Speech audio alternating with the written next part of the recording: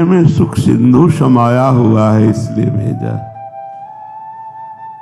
इस दुखालय में जो आनंद सिंधु सुख राशि, सीकर तय त्रैलोक सुपाशी, सो सच्चिदानंद परम धाम भगवान सबके हृदय में विराजमान है। जो भगवान से विमुख है उसके लिए दुखालय है, और जो भगवान के सन्मुख है उसके लिए दसों दिशाएं आनंदमयी हैं। इसीलिए हम कहते हैं भगवान का नाम जप करो, भाव कुभाव अनख आलसहु, नाम जपत मंगल दिशि दसहु। दसों दिशाओं में सुख ही सुख है। दुख कहाँ है?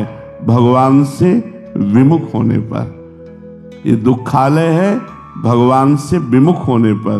यदि हम भगवान के सन्मुख हो जाए तो हम तो यही चाहते हैं कि हमारा बार बार जन्म हो, हम मुक्त ना हो, हर बार जन्म हो और वृंदावन वासी बने और प्रिया प्रीतम के उपासी बने और आपके बीच में बैठ के एकांतिक करे ना। हर बार अगर हमारा जन्म हो और खूब उनका गुणगान करें, देश की सेवा करें, समाज की सेवा करें, तो हमें मोक्ष नहीं चाहिए। जब हम भगवान से विमुख हैं तो दुखालय है, और भगवान के सन्मुख है तो सुख ही सुख है, आनंद ही आनंद है। ब्रह्मभूता प्रसन्नात्मा, न सोचते न कांक्षते, न कोई शोक है न कोई चिंता है। एक अपार आनंद। मनुष्य जीवन में भजन कर सकते हो, स्वर्ग में भजन नहीं कर सकते। आप ब्रह्मलोक में भजन नहीं कर सकते। आप ब्रह्म स्तंभ पर्यंतम सर्वम मायामयम जगत, तिनके से लेकर ब्रह्मलोक तक मायामय है।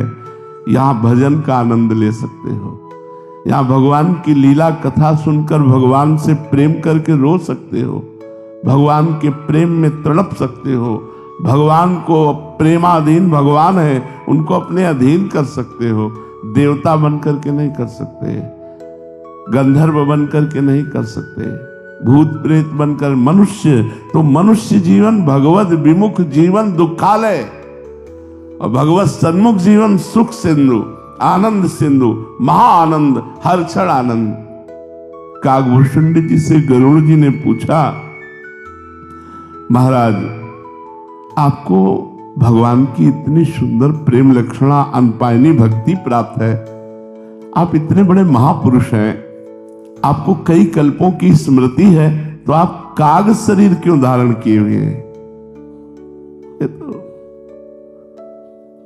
काकभूषण जी ने कहा, गरुड़ जी इसी काक शरीर से मुझे भगवान की भक्ति प्राप्त हुई, इसलिए काक से बड़े कल्प के कल्प हो गए, कई बार कल्प बदल गए, लेकिन मैंने अपना शरीर नहीं बदला, क्योंकि इस काक शरीर से भगवान की भक्ति प्राप्त हुई है। कहाँ दुखालय है? अगर हमारा मन वचन कर्म से भगवान के चरणों में सेवा भाव है, नाम जप कर रहे हैं, परोपकार कर रहे हैं, तो दुख कहाँ है? सुख ही सुख है। देखो, यदि परमात्मा से विमुख हो तो चाहे राष्ट्र का सब सुख तुम्हें मिल जाए तो भी तुम दुखी रहोगे, और तुमसे सब छीन लिया जाए, केवल परमात्मा चिंतन होता रहे, तो तुम बादशाह हो। तुम्हारे अंदर जो सुख होगा वो त्रिभुवन में कहीं सुख नहीं होगा। चाह मिटी, चिंता मिटी, मनुआ बेपरवाह। भगवान के भजन के चिंतन के प्रभाव से जिनको कछु न चाहिए वे साहन के शाह। दुख है कहाँ? कहा हनुमंत विपत्ति प्रभु सोई, जब तो सुमिरन भजन न होई। वही विपत्ति है, वही दुख है, वही हानि है जहां भगवान का चिंतन नहीं है, जहां भगवान का नाम जप नहीं है, जहां भगवान का सुमिरन नहीं। हमारी बात मान लीजिए, ये सुख सिंधु स्वरूप है। यदि भजन करोगे तो, और भजन नहीं करोगे तो विश्व का ऐश्वर्य जमा कर लो, तुम कभी शांत और खुश नहीं रह सकते, तुम प्रसन्न नहीं रह सकते। कामनाएं तुम्हें जलाती रहेंगी, भोग वासनाएं तुम्हें मिटाती रहेंगी। तो हमारी बात समझ में आ रही ना?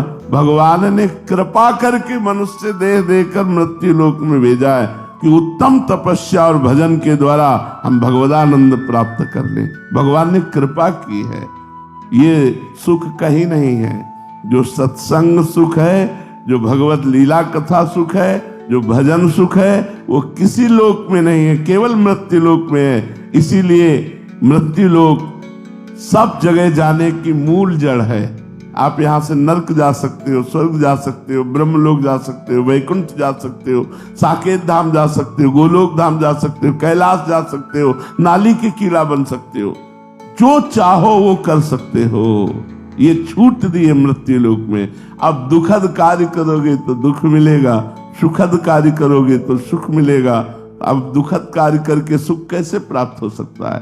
तो सब चाहते सुख है, कार्य दुखद करते। इसीलिए कह रहे आचरण सुधारो, खान पान सुधारो, अपने विचार शुद्ध करो। पॉजिटिव विचार आते ही आप आनंदित हो जाएंगे।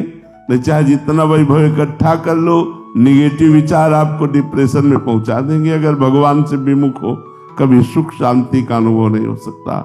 जो जितना धर्म करता है, तीर्थयाटन करता है, पुण्य करता है, भगवत भजन करता है, वही आनंदित रहता है। आनंद हृदय का विषय। दुख कहाँ है? यदि मेरा हृदय आनंदित है तो सब आनंद ही आनंद है। अगर मेरा हृदय दुखी तो सब जगह दुख ही दुख है। तो भगवान से विमुख हृदय दुखी रहता है और भगवान के सन्मुख हृदय आनंदित रहता है। चाहे जितनी भारी विपत्ति हो, भगवान के सन्मुख है तो विपत्ति ही नहीं रहती, वो आनंद में बन जाती है। और भगवान से विमुख चाहे जितनी संपत्ति हो, कभी सुखी नहीं हो सकते, वो दुख ही प्रदान करेगी। हमारी बात समझ में आ रही ना? भगवान ने तुम्हें कृपा करके, भजन करके भगवत प्राप्ति के लिए भेजा है। कबहू ककरी करुणा नर देही, देत ईश बिनु हेत सनेही।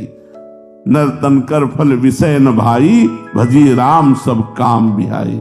विषय भोग में दुख है, भगवान के चिंतन में सुख है। तो छोड़ो ना विषय भोग और भगवान का चिंतन करो, अभी आनंदित हो जाओगे। अब जा रहे हो दुख की तरफ, कह रहे हो भगवान ने हमें दुख दिया क्यों? अरे भगवान ने बाजार लगाई, चाहे दुख खरीदो चाहे सुख। अब तुम दुख खरीद रहे हो तो उसमें भगवान का क्या दोष है? आचरण कर रहे हो पाप, मनमानी आचरण कर रहे हो तो दुख नहीं मिलेगा। अगर भगवान का भजन कर रहे तो सुख मिलेगा, आनंद मिलेगा। चाहे जितना बुरा प्रारब्ध आ जाए और भगवान का चिंतन चल रहा है तो आनंद रहता है, प्रसन्नता रहती है, हृदय शांत रहता है।